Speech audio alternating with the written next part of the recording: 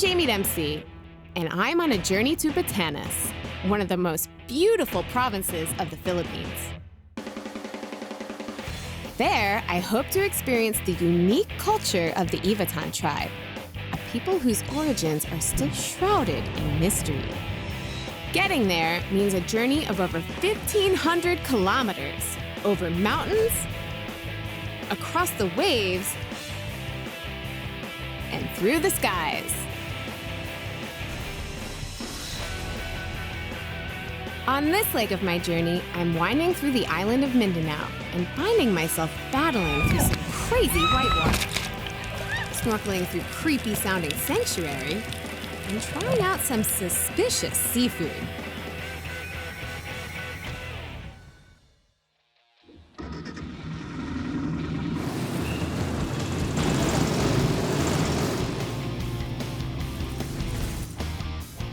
Because the Philippines is still a largely cash-based society, I need to make a quick stop at an ATM before heading out on my long ride up north. It's time to say adios, Davao, hello, open road. I've been told that the best road to take when heading north is the Buda Highway.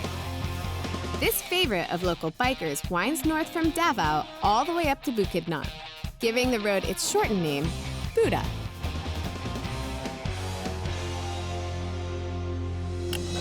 I'm a couple hours outside of Davao now, and I've decided to take a quick pit stop in Marilog to feel this breeze and take in the view. Hi! What do you have? What are these? Oh, they're so beautiful. These women and children are part of an indigenous, non-Muslim minority called Lumad, who mostly reside in the southern part of Mindanao. What's your favorite? You like these? These particular women sell bracelets and anklets which they hand weave from dried vines and leaves, a skill which they have passed on from generation to generation. I can't go anywhere without taking a little something home for my friends and family, and I always like to buy handmade crafts from the people that I meet along the road. Okay, everybody say hello. Hi.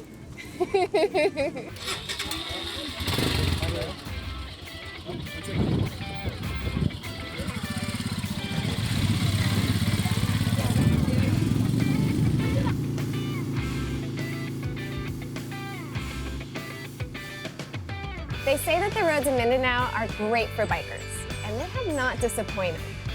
There's been some nice curves, beautiful scenery, and the temperature in some places is nice and cool. These are the roads that riders seek out, and I can really find my zen here. And honestly, that is the reason I'm here, to soak up every little bit of this experience. And the only thing you can't see is the massive grin I have under my helmet every time I'm riding. Get all emotional. Yeah. I just love the way I feel when I'm riding, and it just tears me up to feel how lucky I am to be here.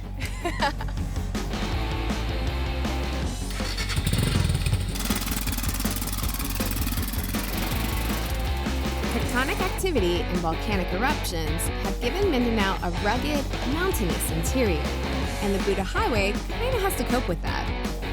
This part of the road is called the Snake Road, for obvious reasons. After nearly 5 hours of riding, I arrive at the outskirts of the small town of Manolo Fortich. There, I find a monument kind of in the middle of nowhere. So I decide to meet one of the locals, Sergeant Onahan, to find out more. Nice to meet you. It's an honor.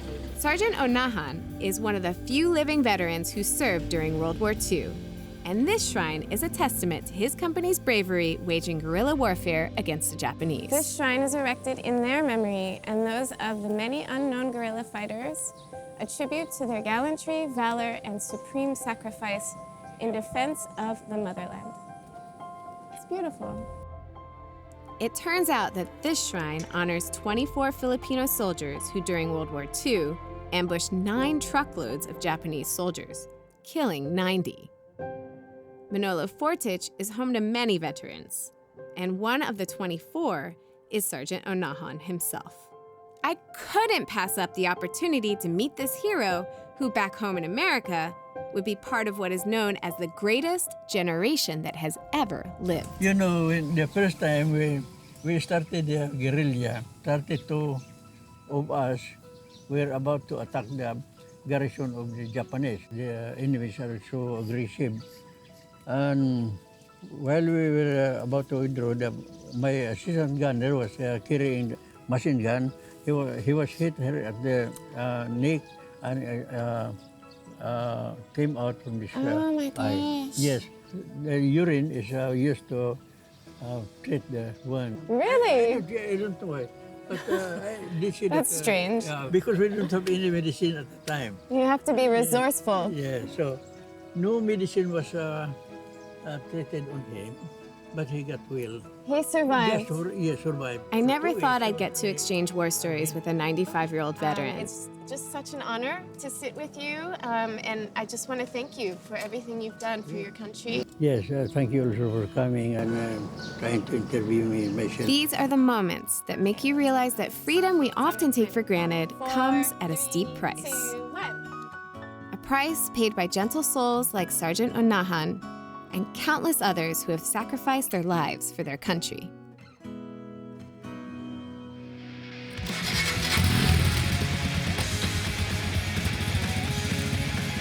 This inspires me now to head all the way to Surigao City to check out the site of the largest naval battle of World War II. That would also give me a chance to pass through Cagayan de Oro to meet with an old friend and go on another epic adventure.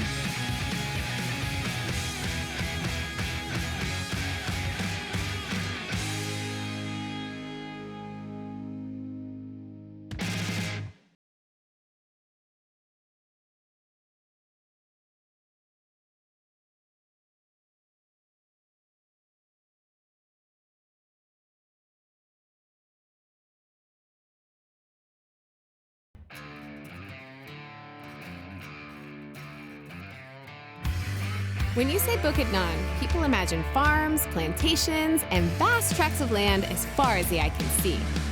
Most popular of these is the Del Monte Plantation, which spans an expansive 9,000 hectares of nothing but pineapple fruit. 3 guesses what I'm getting for dessert tonight.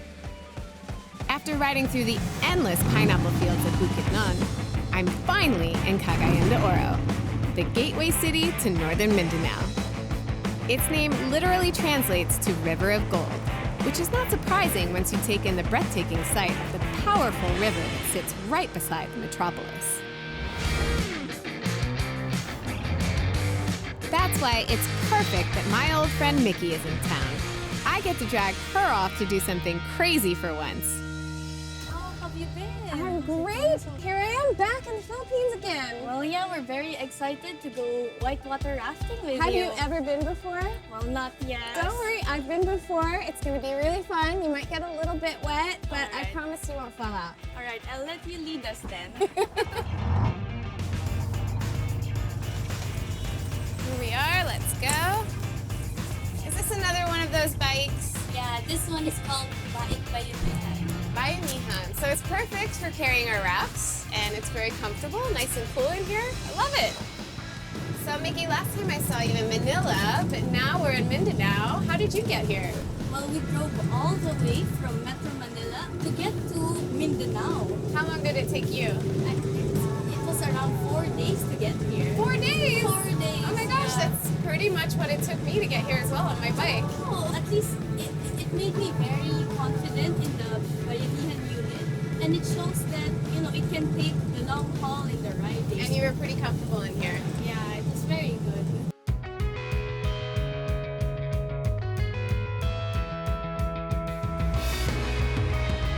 Cagayan River is considered as the Rio Grande of the Philippines. Spanning an impressive 505 kilometers, it is the longest river in the country and the reason why tourists flock here every year to try their hand at whitewater rafting. While the guys unload the gear, it finally begins to dawn on me. We're about to go down a raging river on a teeny tiny piece of rubber.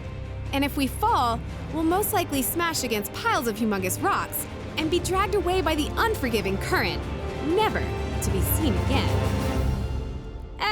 No biggie. Girls, ladies. Let's wear the safety gears first. Suited up. All the gear. I love gear. I feel buoyant. I love any activity that involves helmets. Paddles. You look good, Mickey. Thank you. Very official. Okay, good afternoon, ladies. Hello. I'm Kumar. I'm one of your guide, and welcome to Cagayan River. Are you excited? Very excited. Super excited. All right.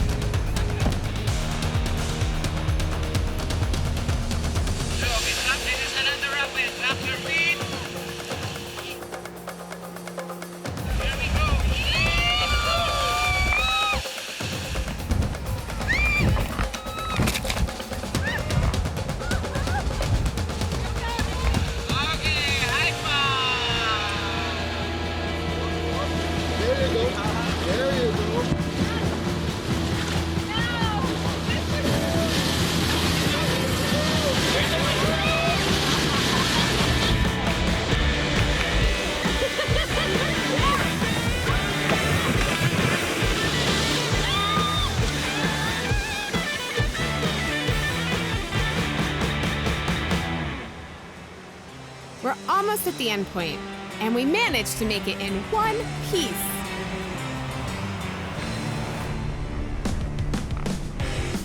You know what? Scratch that. Any semblance of safety precaution has been tossed out in the water in lieu of sheer, unadulterated fun. These guys are crazy, and I'm loving every single second of it.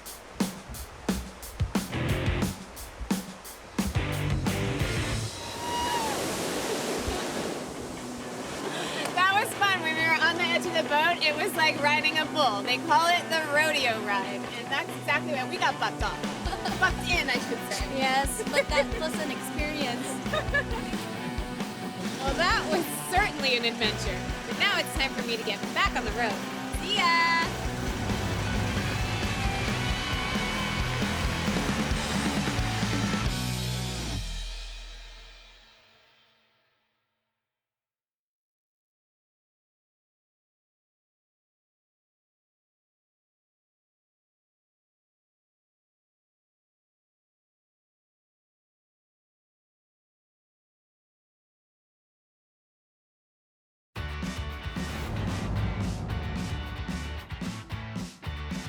I'm now making my way up north to the port of Balagnoha, a 3-hour ride from CDO.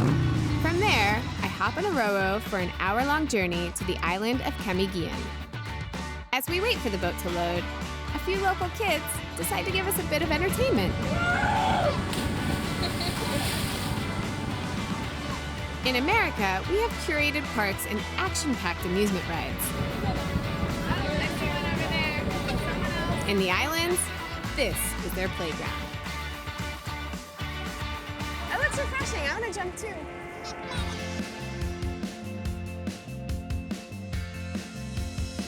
One of the things I love about the Philippines is the people's ability to find joy in everything.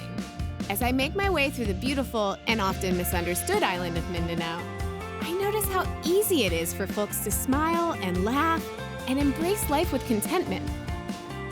That trait is apparent more than ever in the sleepy, rural island of Camiguin. It is the second smallest province in the Philippines and dubbed as the island born of fire because of its 7 towering volcanoes. A fairly recent explosion in 1951 caused widespread damage. Thankfully, these days, all you see in Camiguin is lush vegetation, beautiful beaches, and gorgeous mountains. Well, my friend was right. The views from this road are spectacular. Look at this. It's amazing. I'm loving riding down this coastal road. And this is a perfect place to stop and take it in.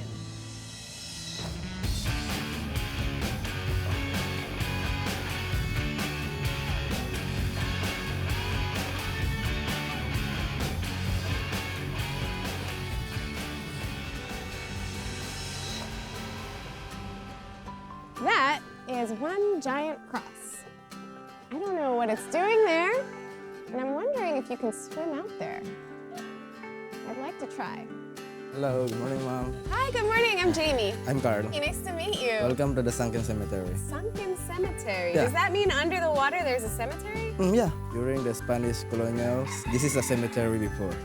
So in May 13, 1871, when the volcanic eruption happens, the whole cemetery sank down. I actually think it'd be kind of cool to swim over the cemetery. So I think it'll be a beautiful experience. I thought I would see a garden of gravestones and skulls, but the entire cemetery has been covered by coral. The only thing that's left is a massive steel cross. Somewhere. Oh, look, a snake. Wait, what?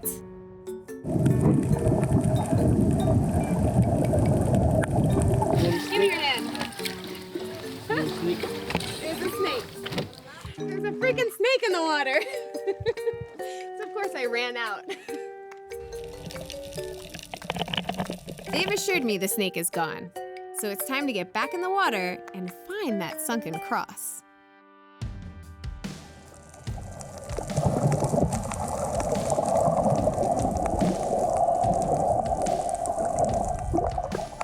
Everything down there is teeming with life. There's just schools and schools of really super colorful fish.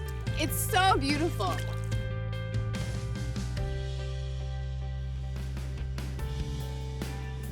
At last, we found the giant cross. I thought it was gonna be small, but it's huge. While everything else is covered with coral, the original steel cross remains mysteriously untouched. It can easily be seen when the tide is low. Whew, that's an exhausting swim. It's amazing. One thing they didn't tell me to look out for though were those snakes. They're bright and colorful, you can't miss them. And I spotted two. Freaked out a little bit. But they're really beautiful. That was such an awesome experience.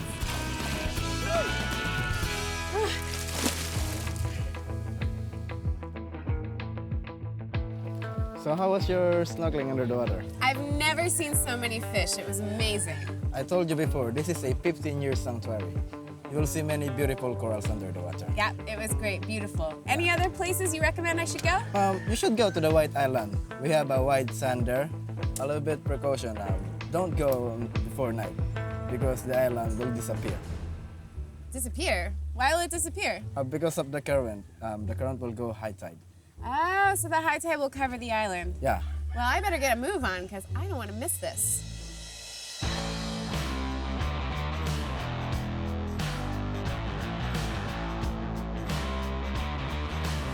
I'm getting on a bunka and heading to White Island, which is actually a sandbar that disappears when the tide is high.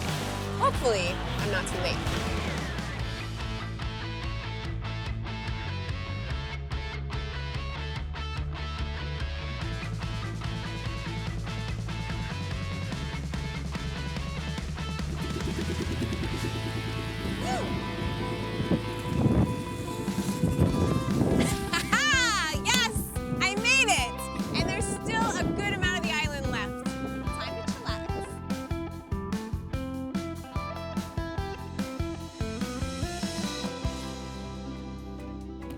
Super windy. Stay. Stay. Boom. Ta-da!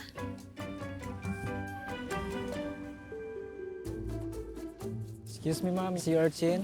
What? Sea urchin? Aren't those poisonous? You want me to hold it? Yeah, go. Yeah, aren't these? No, Don't touch those. it's okay. It's okay? I like this. Like this? I'm holding in my hand a sea urchin. And it's still alive. You can see its spiky bits moving, which I didn't even know that they moved. Next thing I knew, he was already cracking one open.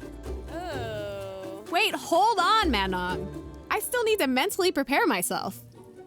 Ooh, I'm usually really scared of these because when you step on these in the ocean, it's really painful. It looks slimy on the inside. And you're supposed to eat these? Yeah, with vinegar. With vinegar. All right. you I mean, I'm here. I gotta try it, right? Right. The yellow So what part do you eat? The yellow one. The yellow part. Oh, I see it. Okay. This is really appetizing. A little bit of vinegar.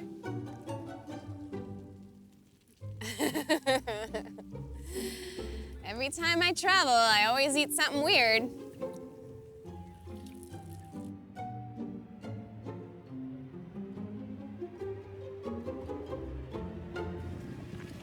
All right, here goes nothing.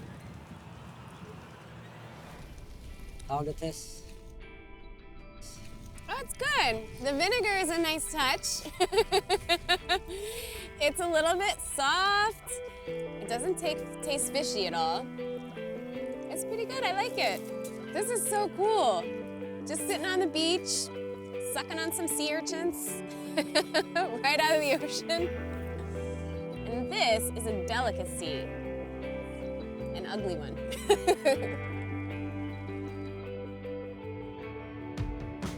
Local harvesters gather and sell these not just to day trippers on the island, but to the rest of the province. One man even swore that he was able to send his children to college on these sea urchins alone. Not satisfied with just cracking them open and eating their insides while they're still wriggling, I decided to give harvesting a go. Oh wow, look how pretty. They're so beautiful. And these are sea urchins too? Yeah, the same as urchin. Wow. I've never had anything like this before. So cool. Well, I've had a really nice and surprisingly delicious time on White Island, but it's time for me to go before the whole thing disappears. Where's my bunga?